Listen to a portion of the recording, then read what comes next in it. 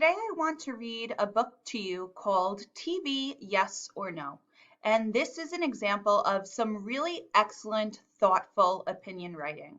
In this book, we're going to take two opinions into consideration, whether children should be able to watch TV or whether they should not be able to watch TV. There are also some new words I want to introduce to you. The first one is opponent. If you are an opponent, it means you are against something. So if you are an opponent for TV watching, that means you do not think that children should be able to watch TV. A proponent means that you support something or you agree with something. So if you are a proponent for TV watching, it means that you think it should be allowed. Another word that we've discussed this week is counter-argument. It means that you are taking someone else's opinion into consideration, even when it may be different from yours. You want to make sure that you include a counter-argument in your opinion writing because it lets people know if they disagree with you that you are also taking their opinion into consideration.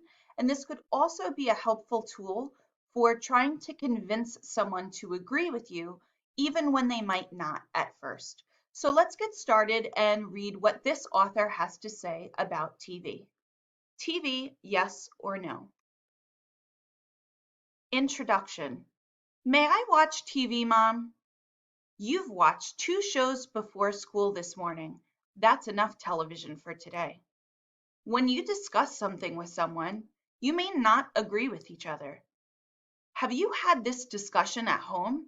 Should there be a limit on watching TV? Let's think about it. I'm going to stop here for a second. This is an excellent introduction to opinion writing because first, as a reader, it puts me in the mindset of being able to think about the topic as a whole. This is also something that I can relate to. I've definitely had this conversation with my mom. And on the second page, it's asking the reader a question, which is getting me really engaged or excited to read this book. Have you had this discussion at home? Yeah, I know I have. Should there be a limit on TV watching? Let's think about it. Now the author is getting me, the reader, to think about this argument. Now I have to form an opinion. Do I agree or disagree with watching TV? Arguments for watching TV. Proponents of television viewing argue that TV programs provide benefits. Interesting TV shows can give you something to talk about with your friends. Your television can show you places where people look and speak differently than you. Travel shows about different parts of the world can be a good way to learn about other cultures. So on this page, we have 3 arguments to support watching TV. We have that it gives us something interesting to talk about with our friends. It can show us places that look and where people speak differently from you, and that travel shows can be a good way to learn about other cultures. So already this author has given me 3 reasons to support watching TV. Let's continue.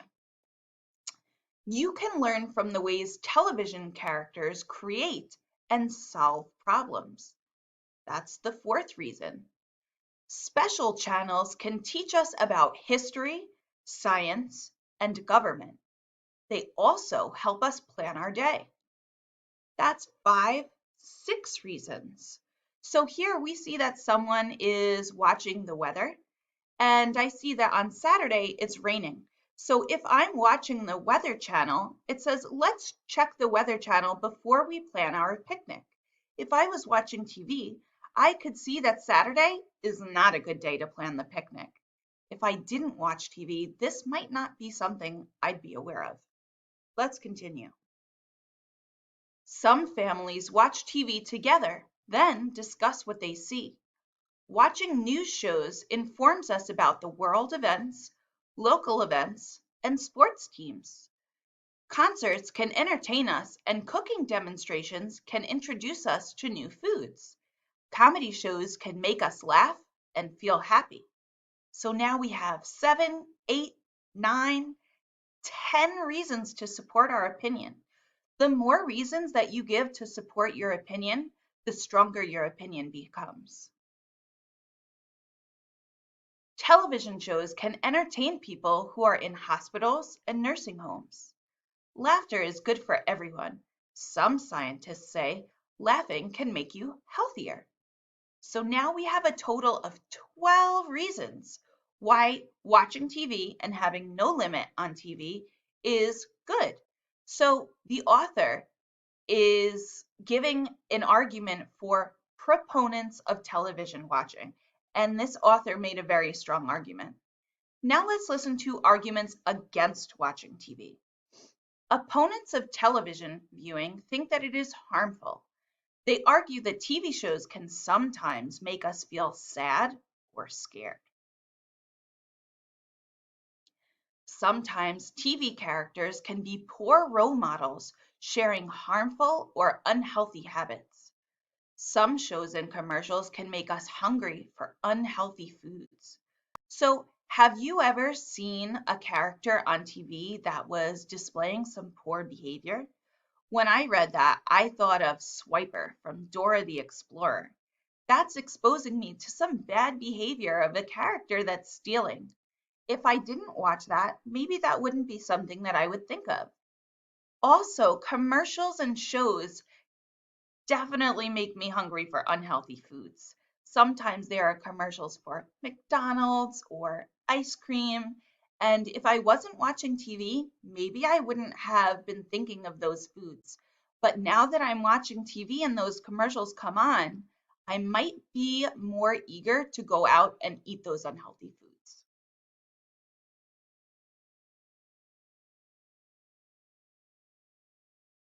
Advertisements on television can make us want things that we don't need.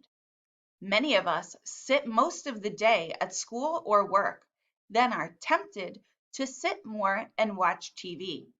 Watching TV shows can keep people from getting a healthy amount of exercise. This is a really good point. Most of the time when you're watching TV, you're just sitting on the couch. And I know that when we're sitting down to do our schoolwork, we're not exercising. So if we were to continue to sit and watch TV, we wouldn't have a day that was filled with healthy exercise.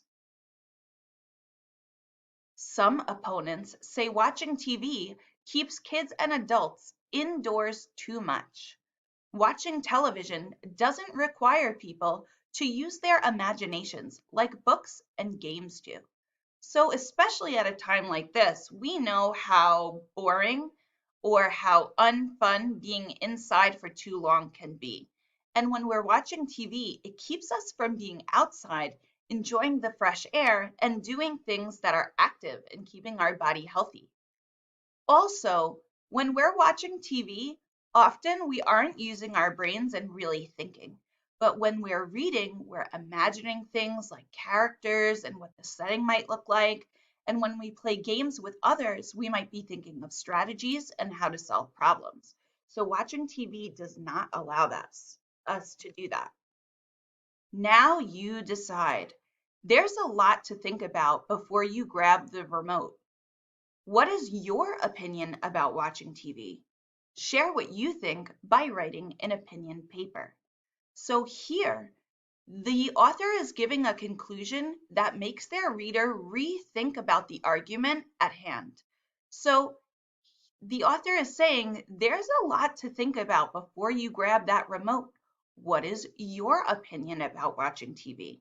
That's an excellent way to write a conclusion. You make the reader think one last time about your argument, and then you ask the reader their opinion. This book also gives us some really great writing tips. Let's take a look. Tell your opinion first. Use phrases such as, I like blank, I think blank, blank is the best blank. We want to give many reasons to support your opinion. Use facts instead of stating your feelings. So in this book, this author gave many different facts as to why watching TV could be good or bad. We want to use words and, because, and also to connect your opinions to your reasons.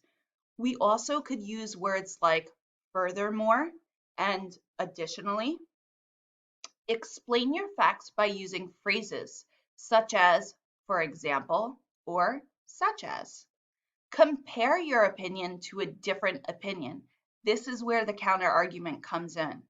Then point out reasons why your opinion is better. You can use phrases such as, some people think blank, but I disagree because blank. Blank is better than blank because blank. We can also look back at our chart of thoughtful and respectful ways to disagree with someone's opinion. Give examples for the positive outcomes of someone agreeing with your opinion. For example, you can use the phrase, if blank, then blank. You can include a short story about your own experiences with the topic. For example, if you are persuading someone that the best pet is a dog, you can talk about your pet dog. And lastly, you want to restate your opinion so your reader remembers how you feel.